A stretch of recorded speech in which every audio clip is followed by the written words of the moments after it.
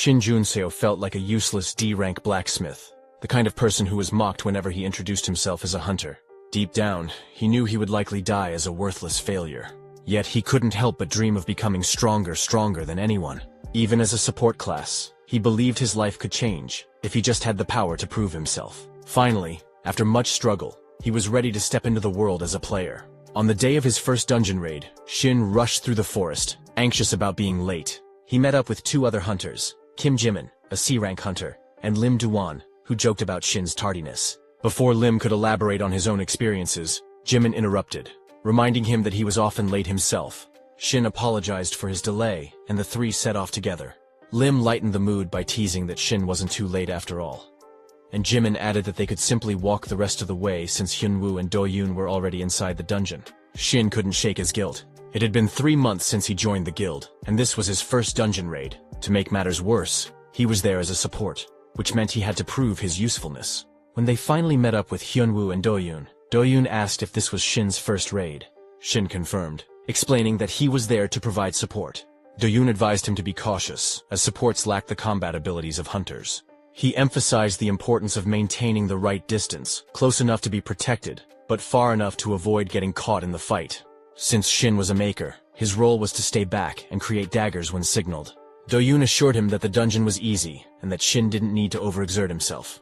Just then, Lee Hyunwoo detected mana, signaling the presence of monsters nearby. Lim instructed everyone to prepare for battle, and they moved into formation.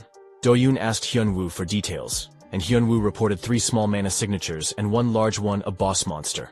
Do-yoon found it unusual for a boss to stray from its designated area, but decided to take it on himself, assigning the others to handle the smaller monsters. He asked Shin how long it would take to create a dagger. Shin estimated around 20 seconds, though the weapon would last less than a minute. Do-yoon nodded, satisfied, and instructed Shin to start crafting immediately. As 3 blue monsters and 1 purple boss charged toward them, Lim raised his shield and slammed it into the ground with immense force. Kim swiftly took out one of the monsters with a punch, but she soon noticed that the creatures were healing faster than expected. She warned the group to be cautious. Meanwhile, Lee launched a fireball, eliminating several monsters in 1 strike. Lim suggested that Shin join the fight, and Shin marveled at the guild's seamless teamwork. Do-yoon called out to Shin, asking about the dagger. Shin confirmed it was ready, and threw it to Do-yoon, who infused it with dark aura, and used it to decapitate the boss in a single decisive strike. After the battle, Lim checked if anyone was injured, and Kim assured him she was fine. Shin, however, felt inadequate compared to the others. He couldn't help but think he was merely a maker of temporary daggers, contributing little to the team. Do-yoon approached him, asking if he was okay. Shin admitted he didn't feel like much help, but Do-yoon reassured him, explaining that his skill required consuming weapons, which were expensive. Shin's ability to create daggers on demand was invaluable. Do-yoon praised Shin for his work and expressed excitement about future collaborations. Shin felt a surge of motivation, thanking Do-yoon and vowing to improve. As Lim suggested they collect the loot, the ground began to shake. Kim wondered if it was an earthquake, but Shin noticed a wall crumbling, revealing a hidden pathway. Lee confirmed the discovery, and Kim grew excited at the possibility of hidden treasure. Despite Lee's caution, Do-yoon and Lim agreed to investigate, urging Shin to join them. The scene shifted abruptly. Shin found himself running for his life, pursued by a monstrous creature. He couldn't comprehend how things had gone so wrong. Everyone else was dead, and this monster, something that shouldn't exist in a D-rank dungeon, was closing in. It struck him, sending him crashing to the ground and spitting blood. Desperate, Shin created a dagger and threw it, but it had no effect. The monster attacked again, slamming him into the icy ground which cracked and revealed water beneath. As he fell, Shin's thoughts spiraled. He wondered if this was how it would end, a D-rank support, unable to even use basic buffs like healing. He had finally found a guild that needed him, yet here he was, running like a coward. He questioned whether he should have ever become awakened, believing it was a dream beyond his reach. Suddenly, a screen appeared before him, announcing that he had discovered the spring and fulfilled all the conditions to become a player. As the message displayed, a bright light enveloped him, signaling the beginning of a new chapter. A screen appeared in front of Shin, displaying a notification that he had received a new reward and needed to decide whether to check it. He found himself pondering over this player concept and the nature of the reward. For a moment his mouth hung open as he considered drinking some water, but he quickly snapped himself out of his daze. He thought to himself that he didn't fully understand what was happening, and honestly, he didn't care. Deciding to act, he selected yes. Suddenly, a massive dagger materialized, forming a set of stairs that allowed him to climb out of the ice and stand up to face the monster. The system's voice echoed in his mind, informing him that he would inherit the experience of his previous life, and that the reward distribution had been completed. Utilizing his newfound power, Shin summoned several swords and launched them at the monster. The swords struck their target, and the creature was swiftly defeated. Shin was left bewildered, wondering what had just transpired. He felt unfamiliar memories beginning to take root in his mind, but before he could fully process them, the monster lunged at him again. Reacting quickly, Shin conjured a giant shield just in time to block the attack. When the monster's punch slammed into the shield, Shin was shocked to find that he had taken no damage. Despite being a golem-type monster with incredible durability, the shield held at least temporarily. However, the monster's next strike shattered the shield, forcing Shin to step back. Drawing on the information from the emerging memories, he recalled that even though it was a golem-type monster, its weaknesses and the tactics to defeat it should still apply. The problem was that the monster didn't seem to have any obvious weak points, and it possessed a regeneration ability that made it even more formidable. Determined to gain the upper hand, Shin decided to use his skill, Grid World. The skill allowed him to materialize a grid within an equal distance radius, enabling anything created within it to move freely according to his will. It was recommended that he attack from multiple angles simultaneously. Shin unleashed the attack, sending the grid to strike the monster from all sides, breaking it into pieces, and finally killing it. Initially, Shin had thought of Grid World as merely an auxiliary skill, something to help him use his creations more efficiently. However, as the skill's proficiency grew, it became clear that it could also function as a powerful offensive ability on its own. A system window popped up, indicating that the monster had been defeated. Shin felt a mix of curiosity and confusion. Why couldn't he see the information about the dungeon monster? Suddenly, a purple aura gathered around him, and a magic ball appeared in his hand. The system notified him that he had activated the passive skill Magic Absorption, but Shin still had no idea what that meant. His thoughts wandered as he tried to make sense of the memories from his previous life. He could clearly recall a future where the world had fallen, filled with horrors too terrible to describe. Somehow, he had absorbed the experiences and knowledge from that future, but he realized it might not be the same future as the world he was currently in. Many things didn't add up, and the status screen in front of him was something he had never encountered in his previous life.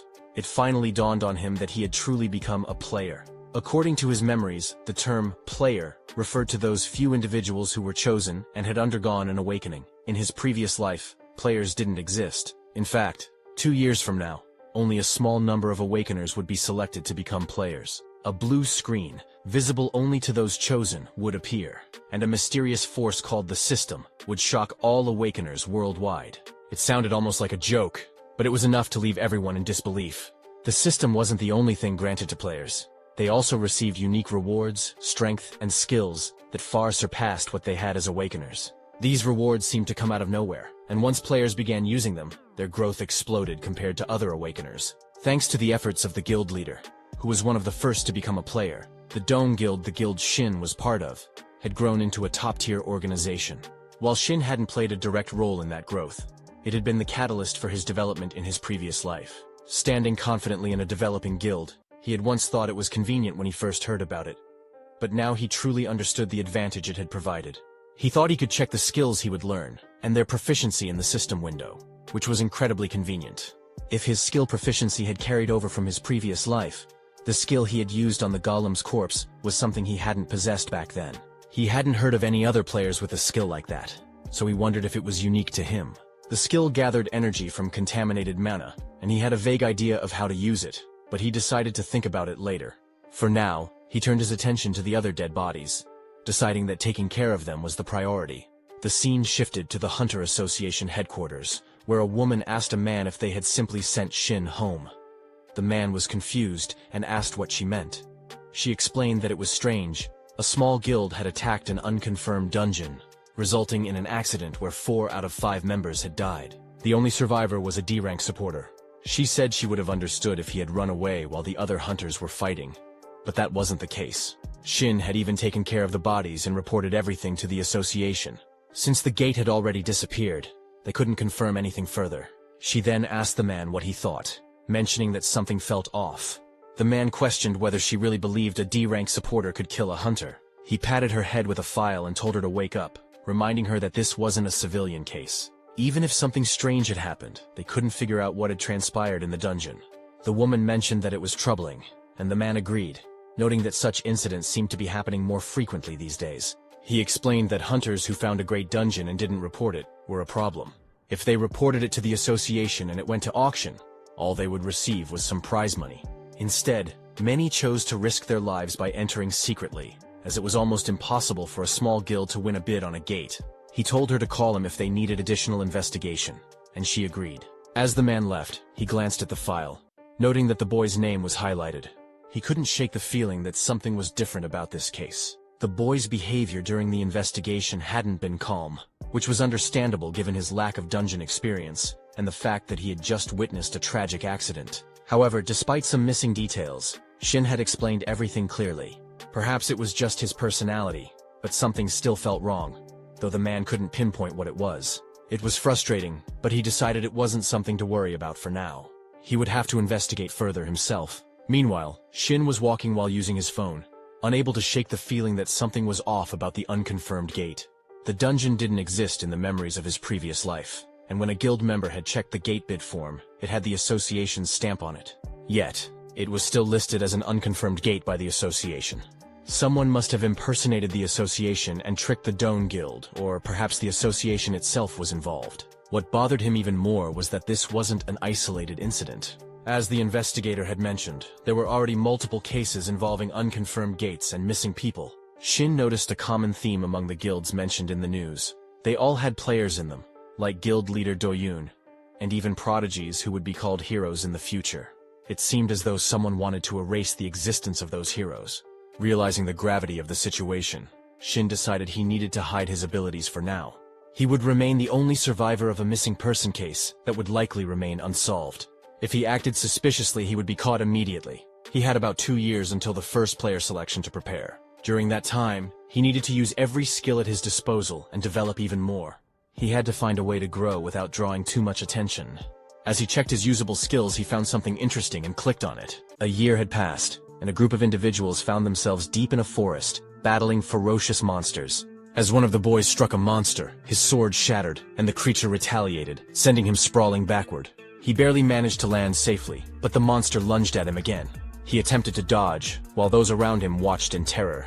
It was then that they realized the monster they were facing was a Null Lord.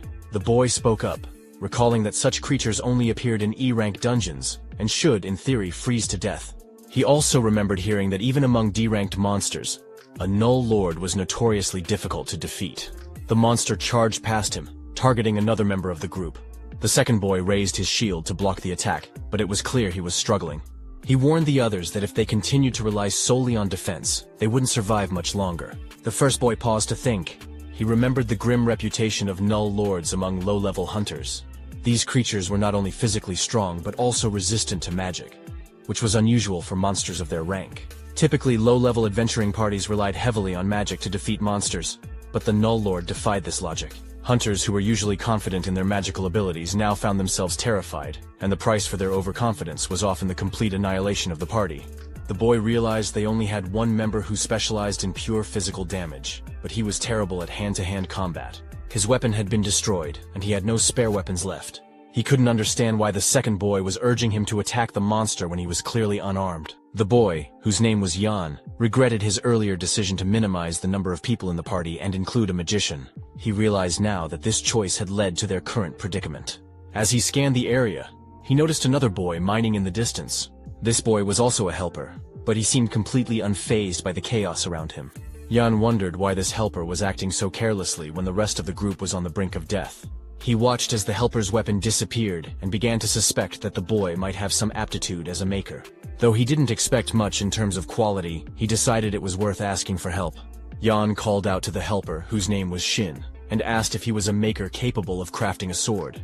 Shin agreed, and Yan requested a sturdy, strong sword. Shin apologized, explaining that he had joined the group as a helper, not a support member. Yan snapped back, saying it wasn't the time for excuses. Didn't Shin realize they were all about to die? Even Shin would perish if they didn't manage to defeat the boss. Shin began crafting the sword, but mentioned one condition. Once they cleared the dungeon, Yan had to forget everything about Shin's abilities. Additionally, when Yan received his share of the rewards, he would have to pay Shin the equivalent of an average support member's fee. Yan scoffed, doubting the quality of Shin's work. After all, if Shin couldn't even secure a job as a maker and was stuck working as a helper, how could they expect to clear the dungeon with his weapon? Shin laughed in response, saying it was ironic because good weapons were essential for clearing dungeons. He assured Yan that as long as they had the necessary tools, they would succeed. With that, Shin began crafting the sword. The scene then shifted to the Overkill Guild, one of the 3 major guilds in Korea. A girl knocked on the door of the president's office, and he called for her to enter. She informed him that the Awakeners Association had requested their cooperation, particularly regarding a dungeon with a rank error. She agreed with the president's assumption that, while the request appeared to be for cooperation, the association was likely willing to pay whatever Overkill demanded. The president noted that the other guilds didn't have much of a choice. The girl added that there were very few Awakeners capable of entering a gate that had been forcibly closed. The president was watching the news when he saw a report about a group of hunters who had entered a dungeon with a rank error. As he looked at the group's photo, he spotted Shin and realized he had seen him before. A few weeks earlier, a dungeon with a rank error had appeared in Sukadam, and the president had been dispatched to the area. He had dropped by the scene and remembered seeing Shin there. According to the report, Shin was listed as a helper. Rank error dungeons were still rare, and survivors of such dungeons could be counted on one hand. Shin had participated in 2 parties where everyone had survived not once but twice. The president couldn't dismiss this as a mere coincidence. The girl mentioned that rank error dungeons seemed to be appearing more frequently. Just a few days earlier, an E-rank dungeon had transformed into a B-rank one, resulting in the instant annihilation of the entire party. The president remarked that the Awakeners Association must be under immense pressure. The girl added that many people were criticizing the association, as it was their responsibility to estimate, analyze, and announce the rank of a dungeon. The president thought to himself that the association must be struggling. He suggested that those in their guild with the trespass skills should take on more commissions and monitor the situation closely. He then asked the girl about the task he had assigned her, finding a weapon maker of A rank or higher. She replied that she hadn't found one but had obtained a B rank weapon from a Japanese blacksmith. She asked if he wanted to test it. The president declined, explaining that any weapon below A rank would be destroyed as soon as he used his skills. He stood up and instructed her to continue searching, as he was reaching his limit of wasting weapons. Just then, someone entered the room and informed the president, Tahin, that something had happened. Tahin asked for details, and the man explained that he had checked the location of the dispatch request sent by the association. It turned out to be a D-ranked dungeon where some of their new recruits had entered as part of a free attack team. Tahin asked about the measured ranks after the entries, and the man revealed that the dungeon had been reanalyzed as a C rank or upper C rank. Tahin, looking serious, stated that he couldn't afford to lose his new recruits. It was an urgent situation, so he decided to go there himself. The scene shifted to the dungeon gate, where the media was reporting on the situation. The crowd saw President Tahin, accompanied by the girl and the man who had informed him of the crisis. Reporters began asking Tahin to comment on the ongoing issue of rank error dungeons. One reporter mentioned that the association had sent a cooperation request to Overkill for the dungeon entry, and asked if that was the reason Tahin had come in person, because his guild members were part of the attack team. A woman thanked Tahin for coming and revealed that the attack team consisted of 6 hunters, 2 supporters, and 1 helper. All of them had higher than required qualifications. But those numbers didn't matter now, as the dungeon had been reanalyzed as a C rank. Tahin asked how long it had been since the attack team entered, and the woman replied that it had been almost 2 hours. Tahin stated that he didn't know how many were still alive but would do what he could. Tahin, along with Min Husu, the girl who had accompanied him, stood in front of the dungeon gate. She handed him a sword, and he used his skill, Trespass, to slash through the air, creating a flare of energy that caused a strange black area to appear ahead. The skill allowed him to forcefully push through barriers, including dungeon gates, but it only affected the user, not the surrounding area. The sword broke as a result. After handing it back to Min, Tahin told her to be careful, and she wished him the same. He then entered the dungeon. Inside, Tahin noted the humidity, temperature, and foul smell, deducing that the dungeon was inhabited by some kind of reptile. The absence of pollutants on the floor suggested that the monster had a level of intelligence. Based on the dungeon's rank, he concluded that the monster was a lizard man. As he moved forward, he crossed numerous dead bodies of monsters, using the lizard man corpses to estimate the size of the group and their fighting capabilities. He also noted the level of distress the party had been in, as identified in the preliminary report. He feared the worst-case scenario that they were all dead by now. Suddenly, he heard a rumbling sound. Moving closer, he arrived at the location of the party and saw something he hadn't expected. A monster was attacking a hunter with a sword, while the other hunters continued to battle. Tahin observed from the side, noting that the lizard men were clearly overwhelming the group. Their speed and movement indicated that they were far stronger than the hunters. He saw one of the lizard men strike a hunter's sword, sending it flying. The monster was about to attack the unarmed man when Shin appeared, using his magic to create a sword out of thin air and block the blow. Tahin, still some distance away, wondered if it was magic. How else could a weapon materialize so suddenly? He watched as Shin used his abilities to craft the sword, and their eyes met in a brief but intense moment of recognition. Shin quickly counted the people around him. When he reached Tahin, the 10th person, he remarked that he was certain only 9 had arrived. Tahin, confused, wondered what Shin was talking about. Just then, another lizard man knocked a hunter back and prepared to attack. Tahin rushed in with his sword to intervene. Shin was astonished that Tahin had come to rescue them personally, especially since he was carrying a weapon he didn't even use. Shin speculated whether it might be a sphere weapon. Tahin blocked the lizardman's attack with his sword and ordered the others to fall back. With a swift motion, he unleashed a series of slashes, creating flares with his sword that cut down the lizardmen instantly. Tahin thought to himself that he hadn't even used his full strength yet. The weapon was clearly B rank, but it felt surprisingly weak to him. As Tahin defeated the lizardman, another one appeared and lunged at him. Tahin dodged the attack, causing the lizardman to crash to the ground. Shin approached Tahin and asked if this kind of wear and tear always happened when he used his skills, commenting that it seemed like the weapon suffered serious damage. Tahin wondered if Shin was trying to pick a fight with him. Shin then called out, urging Tahin to use his weapon properly and avoid destroying any more of the fragile weapons. Tahin was taken aback when Shin materialized a weapon with a single gesture. Not only was Shin a weapon maker, but he was also exceptionally skilled and competent far beyond the average. Tahin couldn't comprehend why someone so talented was acting as a mere helper. He had heard that low-grade supporters often took on helper roles due to financial constraints. Shin took Tahin's weapon and mentioned that there would be a condition. Once Tahin cleared and left the dungeon, he had to forget everything about Shin's skills and Shin himself. Tahin raised an eyebrow, asking if Shin thought he could simply forget because Shin wanted him to. Shin replied that if Tahin didn't agree, he could go ahead and smash all his high-class weapons. Tahin considered the offer. He knew the weapon might break the moment Shin used a skill on it, but having more weapons couldn't hurt. Reluctantly, Tahin agreed, promising to forget about it. Shin smiled, saying that was great, and told Tahin to go wild. Tahin rushed to attack the lizardman, flaring his sword and breaking the monster's weapon. Shin watched in surprise, having expected Tahin to merely deflect the attack. Instead, the opponent's weapon was destroyed first. Tahin's control over his weapon was far beyond what Shin had anticipated. Shin wondered if Tahin's weapon was just that much stronger. Intrigued, Shin thought to himself that the weapon maker must be capable of manifesting at least a B-rank weapon on the spot. This was getting interesting. Shin decided to test the weapon's capabilities further. He cranked up the power, stabbing the lizardman and using a fire blast. After that, he jumped behind the lizardman, stabbed the weapon into its head, and released another blast of fire. The lizardman spat out green blood as it collapsed. Tahin stood there staring at the weapon Shin had made, now covered in blood. To his surprise, there wasn't a single scratch on it. Before he could ponder further, the newbies from his guild appeared, calling out to him.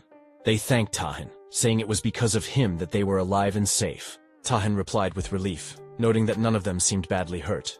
They explained that they hadn't been able to fight with their own weapons, but had managed to hold out thanks to Shin. Tahin turned to Shin and asked for his name. Shin wondered why Tahin would want to know the name of a mere helper.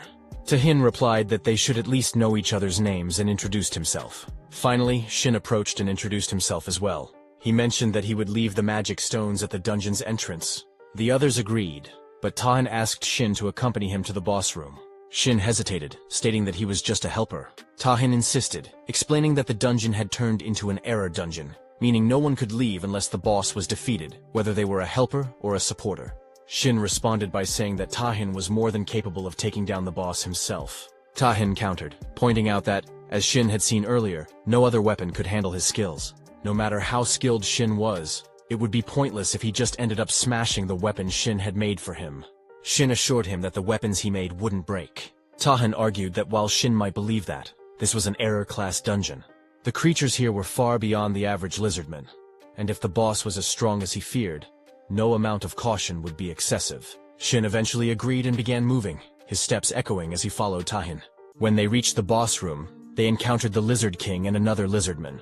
Tahin suggested that Shin should disregard any previous danger levels or information he had, and focus on ending the fight as quickly as possible. He warned that if they took too long, his weapon might snap in two.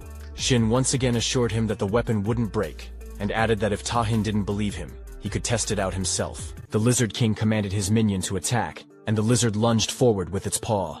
However, Shin and Tahin skillfully dodged the strike. Tahin then charged with his sword, but the lizard used its power to overwhelm him with intense pressure. Disoriented and unable to comprehend what was happening, Tahin leapt into the air. The lizard followed, attempting to strike Tahin's weapon. After the clash, Tahin was sent flying into the sky. The Lizard King swiftly climbed onto the lizard's head, and the creature unleashed a powerful flame attack toward Tahin. Just in time, Shin created a protective shield barrier around Tahin. The lizard retaliated, knocking Shin back. Still in the air, Tahin turned to Shin and asked, "Wasn't that the one who makes weapons?" Shin replied, "A shield can be a weapon too. Haven't you been hit by one before?" Tahin flared his sword, promising that once they got out of there, he would have plenty of questions for Shin. The Lizard King then conjured a long chain to strike Tahin. However, Tahin effortlessly stopped the chain with his fist, causing it to wrap around his sword. As the lizard tugged on the chain, Tahin was pulled closer. Shin, urging Tahin to focus, told him to stop playing around and fight properly. In response, a second sword materialized in Tahin's other hand. Tahin, noticing the new weapon, questioned, "Didn't you tell me to test him? Shouldn't it be something for a pet?" The weapon captured by the chain vanished, and Tahin used his second sword to strike the lizard with several swift slashes as he closed in. The Lizard King watched intently, but Tahin threw his sword at him, followed by a powerful kick that sent the Lizard King reeling backward. Furious, Tahin leaped into the air, his sword flaring with energy as he prepared to attack again.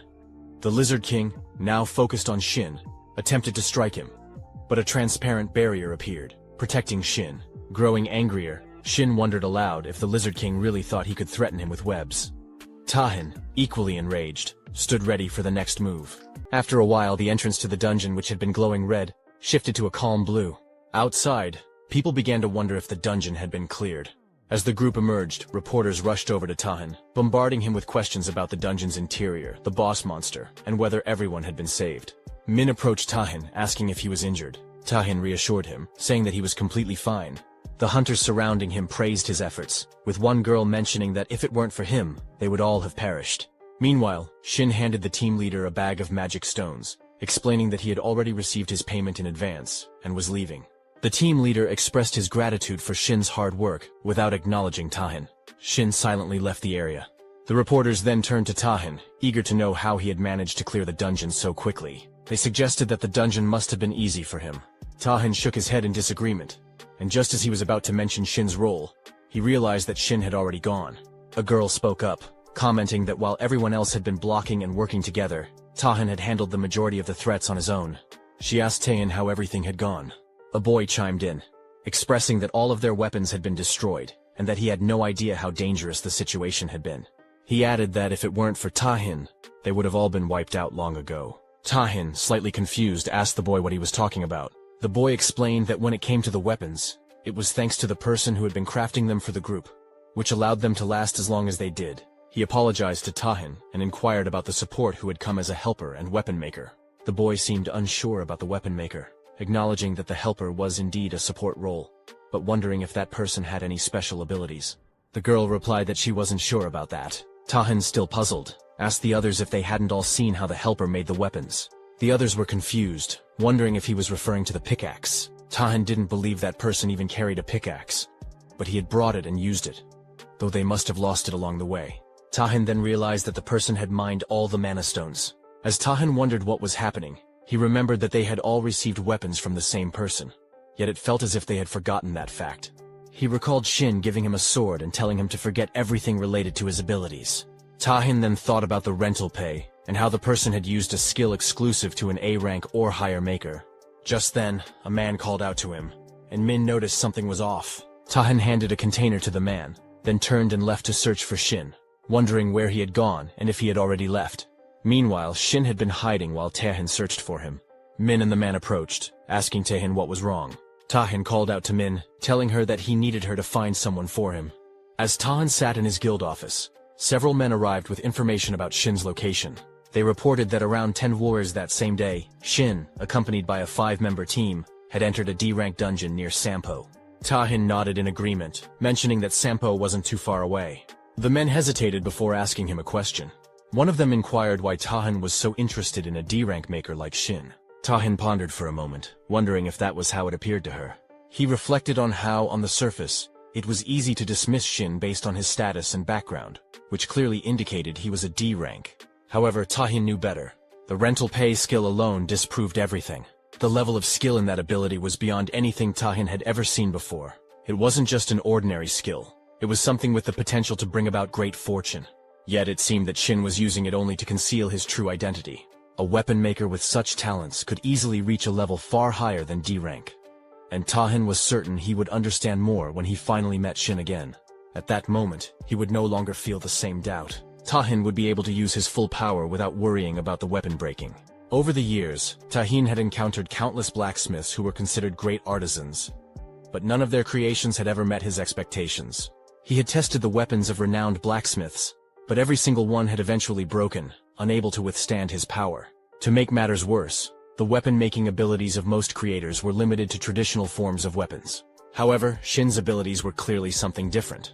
The weapons created by Shin far exceeded the limitations of ordinary abilities and weapon forms. It was as if those limitations simply didn't exist with Shin's abilities. Even the most difficult feats were possible things that Tahin hadn't been able to accomplish before, simply because he lacked the right weapon. Tahin considered the usual clearing time for a D-rank dungeon by a 5-member party. It typically took around 4 hours, and they had only 1 hour left. He then turned to Min and asked about his schedule for the day. She informed him that at 7 p.m., he had a meeting with the guildmaster, Kimu. Tahin decided to leave, instructing Min to cancel the meeting, as he needed to leave ahead of time. He wanted to avoid any chance of missing Shin. The scene shifted to the dungeon, where a boy in armor had just defeated a boss. He was in shock, realizing that the ribbon used by the helper was indeed made by Shin. If such mana could destroy a boss weapon, Shin must surely be at least B rank. When the man's weapon shattered into 2 pieces, the boy thought they were done for. However, to his surprise, he hadn't anticipated that the person who had entered as a mere helper would possess such an incredible ability. He marveled at the quality of Shin's work, admitting he had never seen anything like it before. Grateful, he thanked Shin, acknowledging that if it weren't for his help, they would have failed. He suggested that they should recruit him. A girl nearby agreed, commenting that it was a shame Shin was still going around as just a helper. The boy agreed, noting that Shin certainly had a good eye for this kind of thing. Shin, however, was deep in thought. He realized he had used more mana than he had anticipated. He hadn't expected to encounter a party struggling so much, especially since it wasn't an error dungeon. As he began collecting the magic stones, he thought that if only he had just a little more mana left back then, things wouldn't have gone so poorly. He recalled the intense heat that had filled the dungeon earlier, especially after defeating the golem.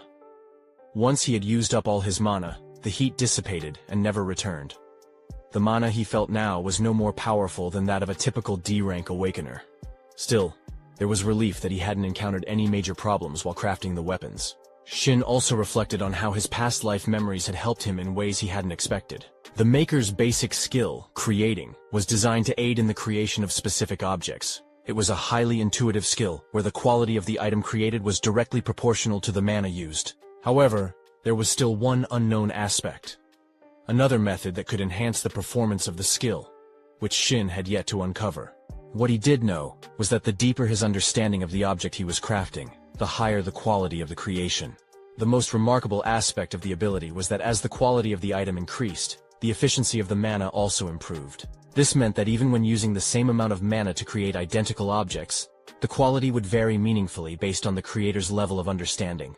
After his hidden ability was revealed, Shin found himself reflecting on the various training he had undergone. He remembered his horse training, the material research, the lessons he received from a hunter as a support, and his time spent in the workshop learning the intricacies of crafting. Despite all this, the excitement he felt was more intense than he had expected. He continued mining, thinking that while he didn't know exactly how much better his abilities would become, he knew that in comparison to the mana he was using, the quality was improving. However, it was clear that there were still limitations, both in crafting and in using the rental pay skill. The process was still clunky, and he struggled to use both abilities effectively at the same time. As he gathered the magic stones, he thought about how expensive mana-related equipment was. That was why, for the time being, he couldn't afford to purchase any of it. Just a few more mana points, he thought, knowing that mana-related items were among the few things that could be mass-produced. He made a mental note to order more potions. Although his earnings as a helper were modest, he was still struggling to get by. No one would accept a D-rank maker as a full-time support, so he didn't have many options. But at least the results of his efforts were promising, and for that, he was relieved. He opened his status window and saw that there was only a small amount left until he reached his mana absorption goal. About 20% remained. He realized that a few dungeon clears wouldn't be enough. A single mana clear only contributed just over 1% of the total mana, and the efficiency was far too low. The only remaining option, it seemed, was to enter an A-rank error dungeon to absorb a large amount of mana at once. Entering the ranker dungeon was the only method. Unlike other dungeons, it allowed for significantly more mana absorption, which was exactly what he had been seeking. The problem was that he couldn't predict the difficulty of the ranker dungeon before entering. It would have been tough without Tahin's presence, as the previous experience had proven. He concluded that there would likely be at least a C-rank boss, and so he needed to prepare accordingly. The only way to grow as a D-ranked awakener, for now, was to focus on the rewards gained from mana absorption.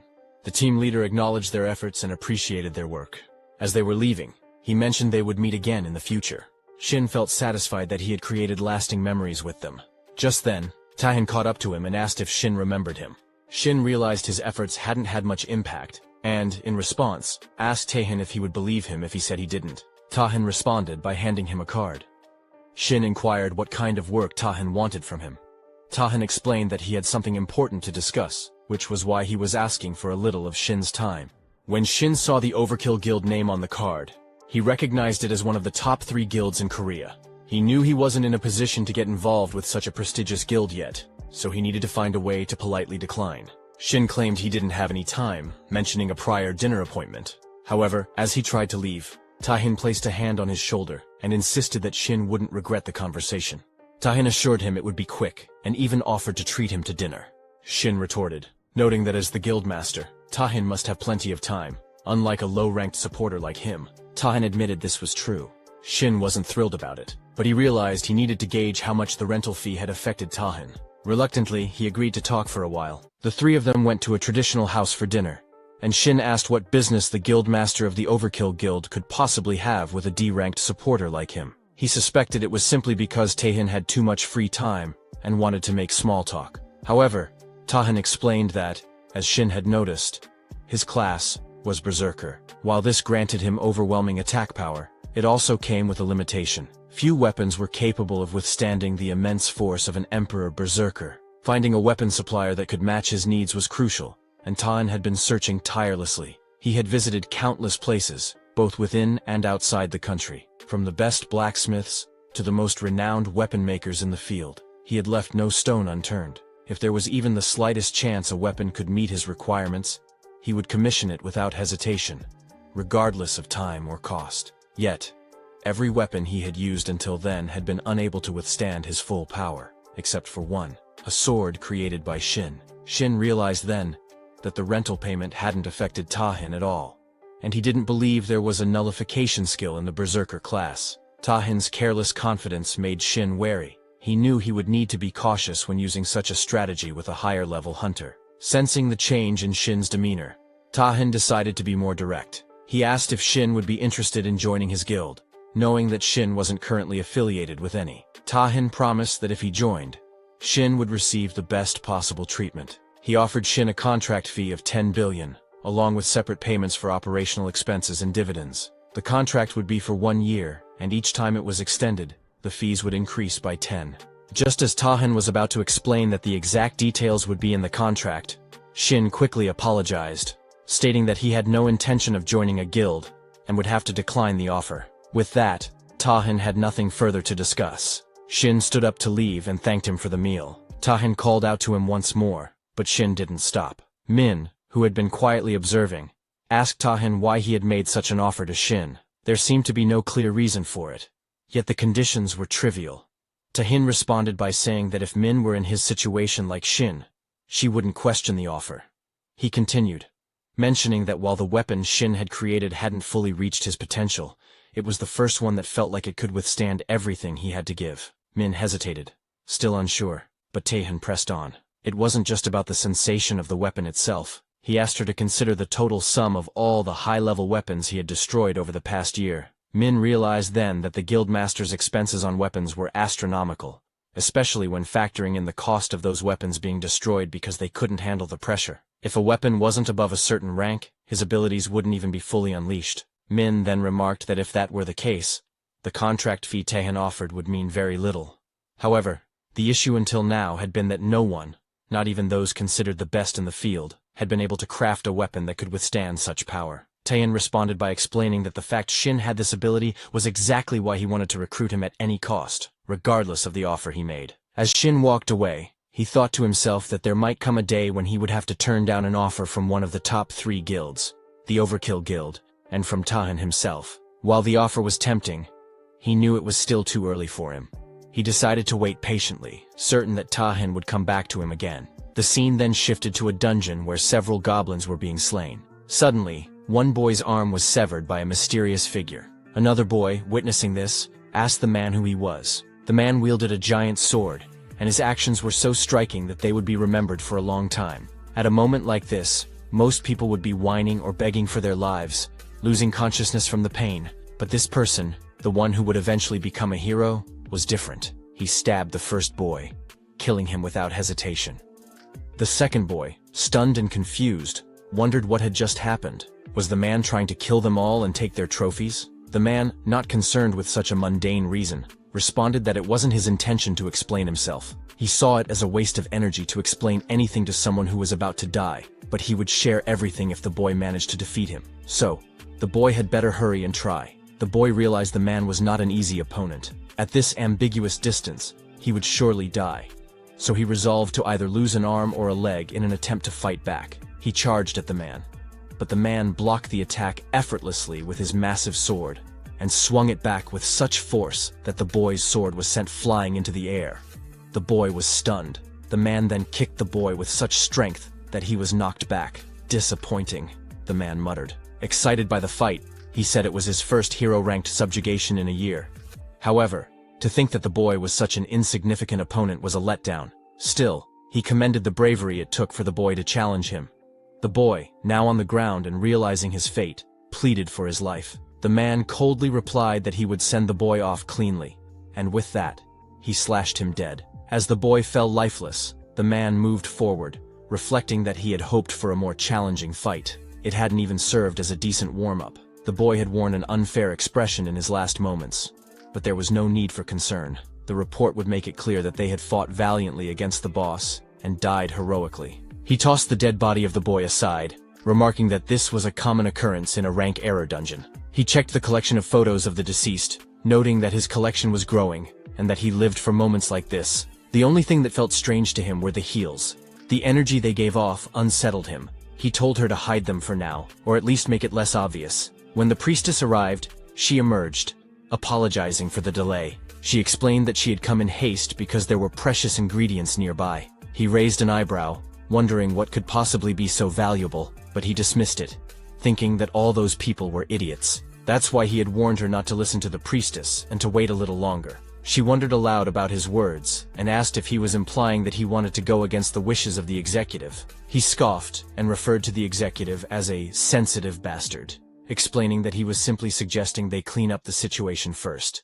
She offered to handle it, assuring him it was her specialty. He reminded her not to forget their promise, that she would let him face an S-rank hunter, and that was the only reason he had been associating with her. He also added that he hadn't been able to fully unleash his power yet, and wanted the opportunity to do so without any hesitation.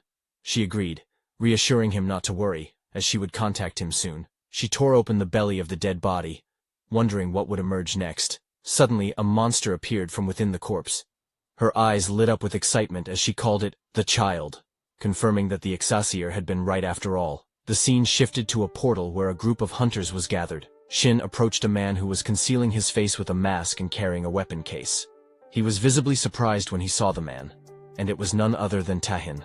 Taehin seemed just as surprised to see Shin, and wondered aloud why he was there. Shin asked him why he had come, and Taehin replied with a grin, noting that Shin had a good eye for recognizing him. Shin explained that he only knew one person who carried a weapon case like that, and then asked Taehin again why he was there. Taehin responded that he was there to attack the gate. Shin raised an eyebrow and asked why a D-rank gate, of all things. Taehin explained that the guild member who was supposed to enter had suddenly fallen ill, so he was filling in as their substitute. Before Shin could say anything more, a man called out to them, urging everyone to head inside. Taehin turned to Shin and said, "Let's get going." As they began to move, Shin couldn't help but think to himself that he knew Taehin would show up eventually, but he hadn't expected him to be so quick. Now, he would have to adjust his plans accordingly.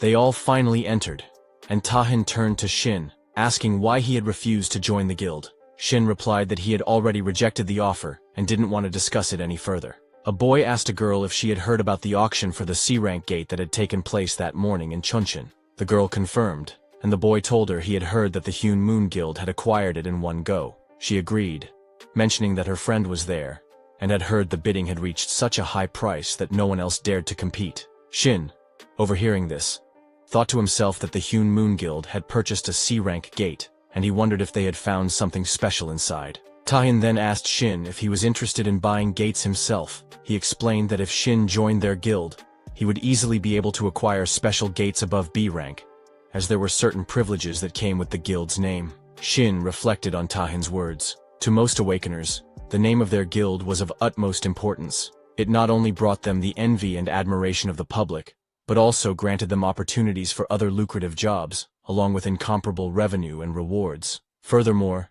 their vested rights within the guild allowed them access to countless privileges for high-level special gates. The guild members could secure entrance tickets, and their influence wasn't determined solely by talent.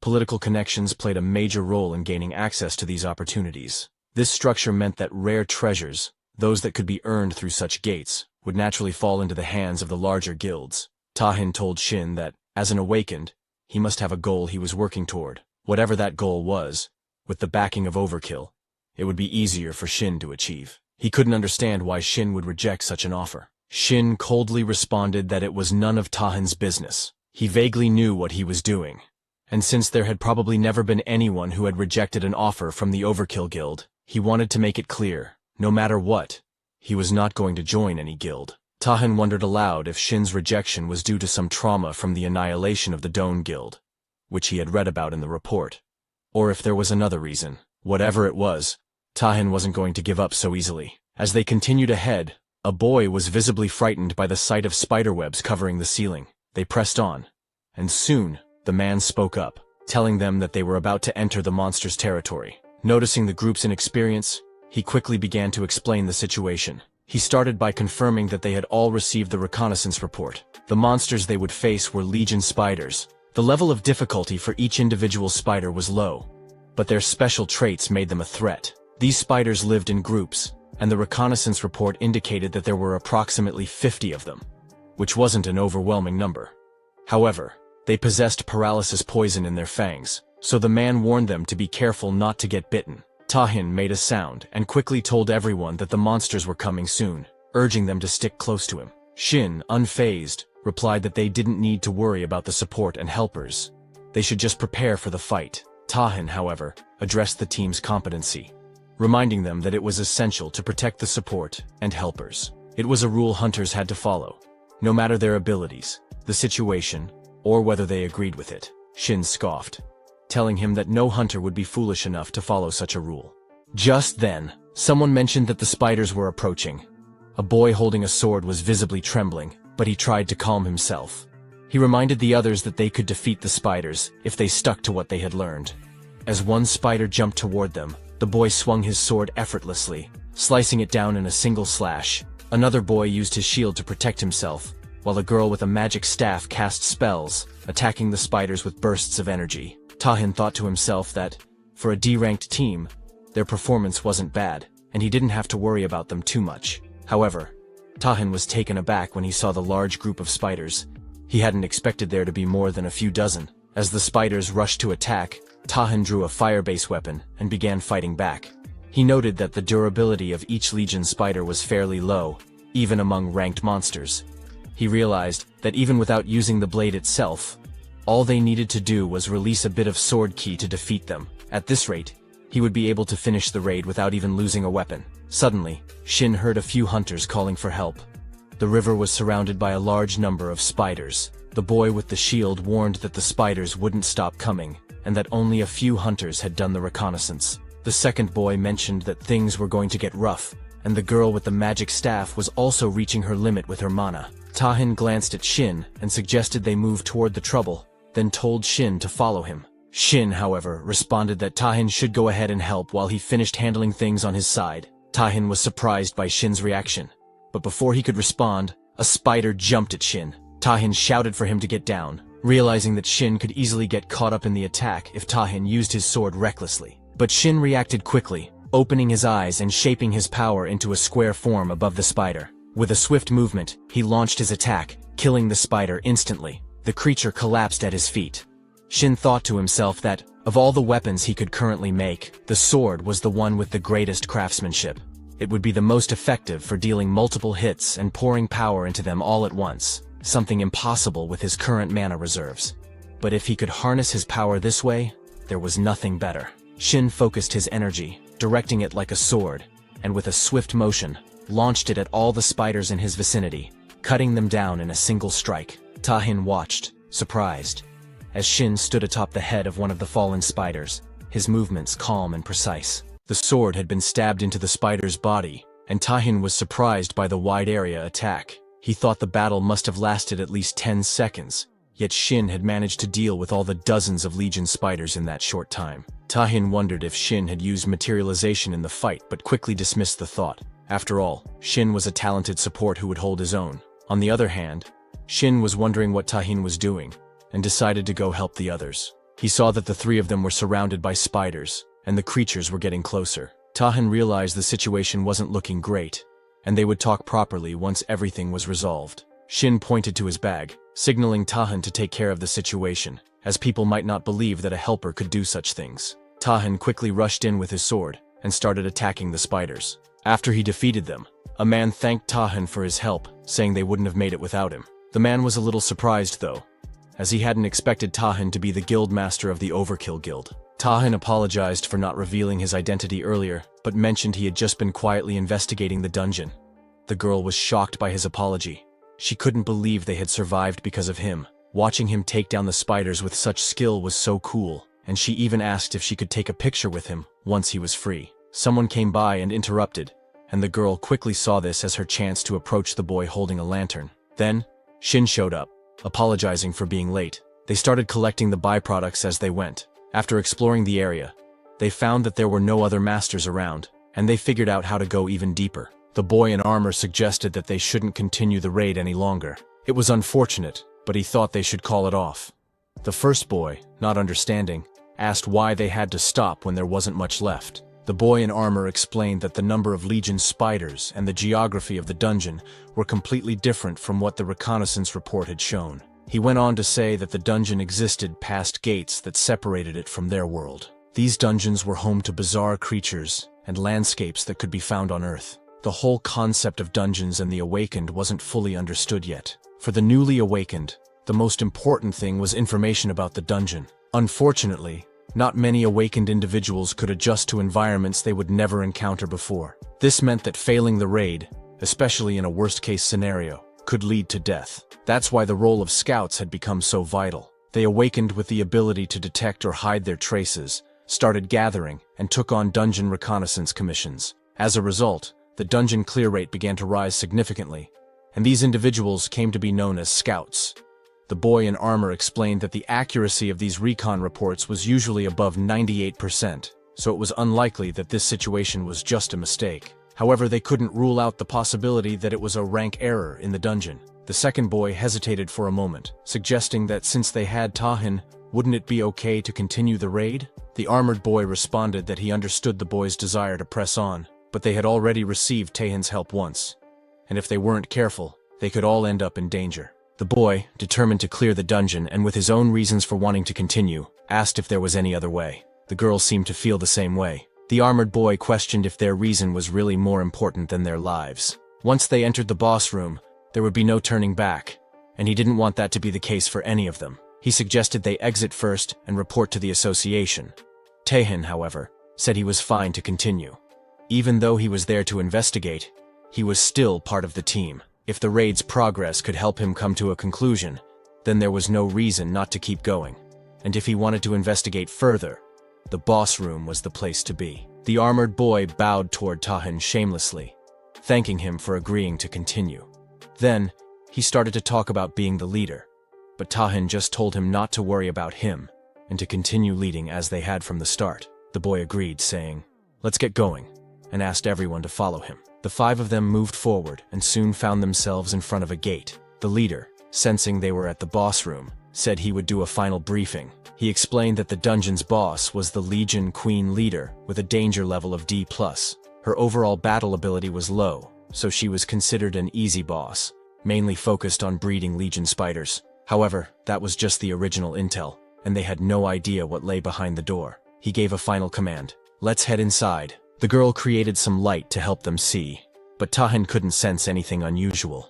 The leader warned them to be cautious since it was the boss room. Soon, they spotted the queen spider and a few others nearby, as well as a boy dressed like a spider, the one mentioned in the briefing. The girl breathed a sigh of relief, noting that the boss looked exactly as expected.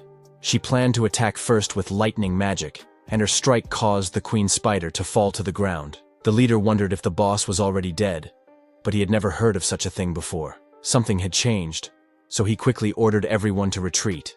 Suddenly, they heard a disturbing sound, and a very deadly spider with a human-like upper body appeared. It was Awakens.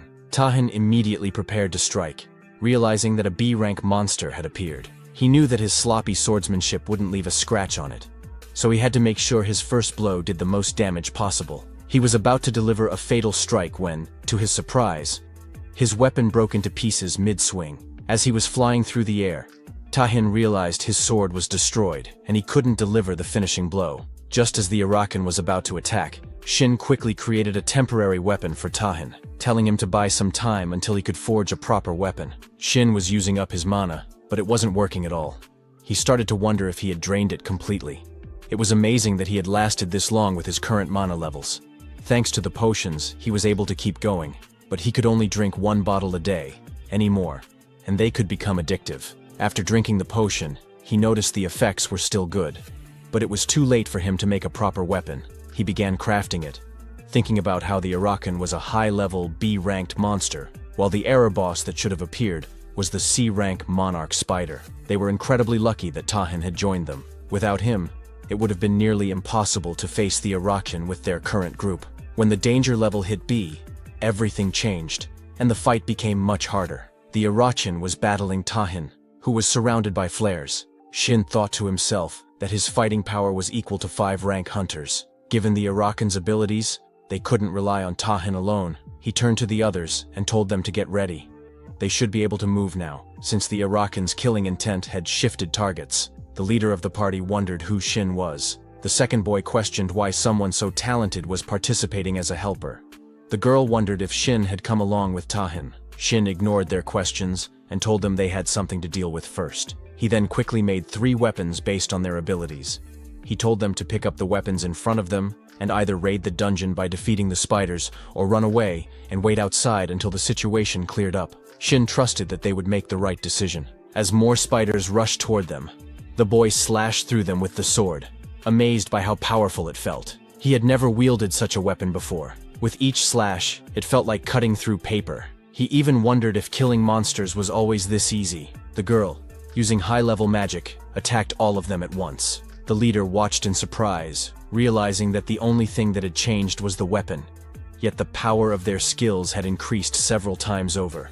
He wondered if the weapon Shin made was really that good, and who exactly Shin was. Tahin's sword was now covered in green blood from the high-level monsters, and he found it a bit tough to buy time as the Awakens came charging to attack. Tahin thought to himself that he needed to finish this as quickly as possible. He rushed in with his sword, slashing down the Awakens, and to his surprise, the sword held up fine. He realized it was much stronger than before, just like Shin had explained.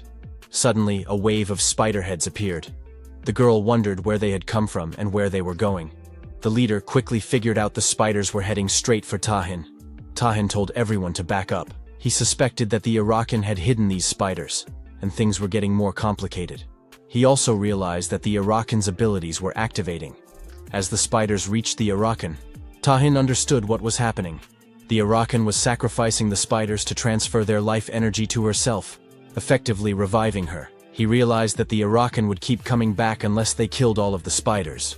Tahin rushed in to attack again, thinking that he needed to increase his firepower and finish the battle in one blow. As the flares burned on his sword, it started to break apart, which made Tahin worry. Shin, watching, commented that Tahin was more amazing than he had thought. Even though Shin had made the sword with his barely remaining mana, He never expected Tahin to actually destroy it. Shin quickly made another sword, telling Tahin to use it. This one wasn't the single-edged sword Tahin was used to. It was the most durable weapon Shin could create. As soon as Tahin grasped it, he could feel its strength. With this new weapon, he was confident he could defeat them all in one strike. He coated the sword with his flares and prepared to strike. He mentioned that he would be a bit unfamiliar with two-handed sword combat, but it seemed like the right choice for the situation. He lifted the sword and delivered an explosive slash at the Arakan, landing a devastating blow. Shin realized that the explosion was likely an innate skill of a berserker. It was probably the first time Tahin had used the skill properly. Normally, the skill caused the user to lose their rationality in exchange for overwhelming power. Tahin cleaved the Arakan clean in two, and thought to himself that it would have been difficult to handle the aftermath if the weapon had shattered. That's it for today. Make sure to subscribe and comment below with your thoughts on this recap. Thank you all for watching.